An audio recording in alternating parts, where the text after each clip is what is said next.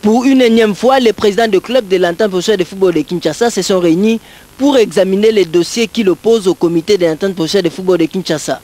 Après un long échange, les présidents de club ont constaté avec regret l'évolution de ces dossiers sulfurés qui ne concernent pas seulement le président Toyi suspendu par ses pairs pour une durée de 3 mois, mais dans les dossiers flous de la cession des droits de retransmission.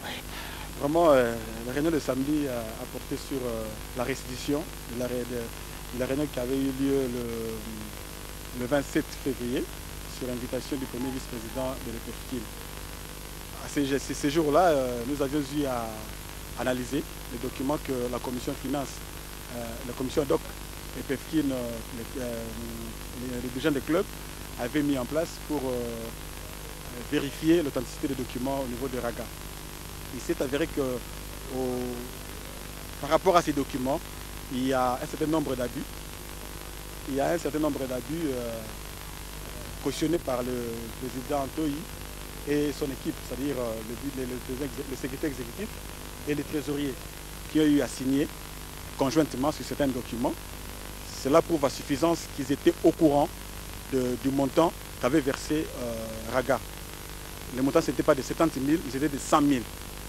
Parce que le document, le contrat signé par le président Toyimab avec RAGA portait une annexe et un avenant. Un annexe de 70 000 et un avenant de 30 000. Seule l'annexe de 70 000 a été présentée au président du club au cours d'une réunion et appuyée dans le rapport de 7 janvier, le 7 février, pardon. Mais l'avenant ne nous a pas été présenté. C'est seulement à la descente chez RAGA que nous avons constaté qu'il y avait un avenant de 30 000 pour lesquels 20 000 déjà avaient été déboursés par RAGA.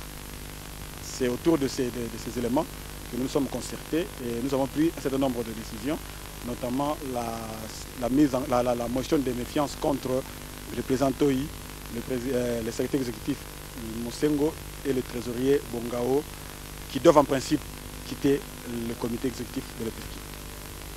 Par conséquent, le club ont décidé de descendre ce lundi au siège de l'EPFKIN pour déposer une autre motion de méfiance à l'encontre de deux précités. En rapport avec l'état du terrain du Stade Tata Raphaël, les sociétaires ont décidé de confier ces dossiers au président du MK Intangéité, Max Moké. Dans la foulée, les présidents du club ont décidé de descendre au Stade Tata Raphaël pour voir de visu l'état du terrain de cette infrastructure. Face à cet imbroglio, les présidents de club ont décidé de continuer le débrayage qui, à titre de rappel, a été enclenché depuis le 3 janvier dernier avant le début de la phase retour.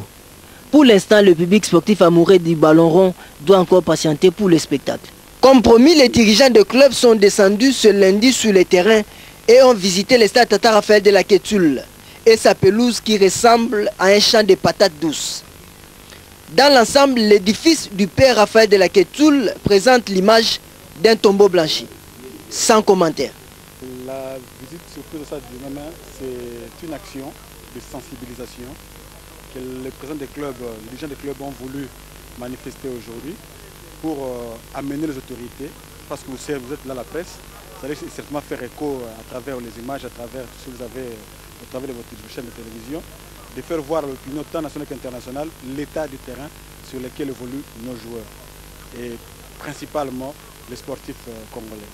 Je pense que c'est cela le but poursuivi par notre action de ce aujourd'hui. C'est simplement pour sensibiliser la masse, de pouvoir comprendre notre souci et le devoir qui est le nôtre de pouvoir encadrer la jeunesse au mieux des intérêts du peuple congolais.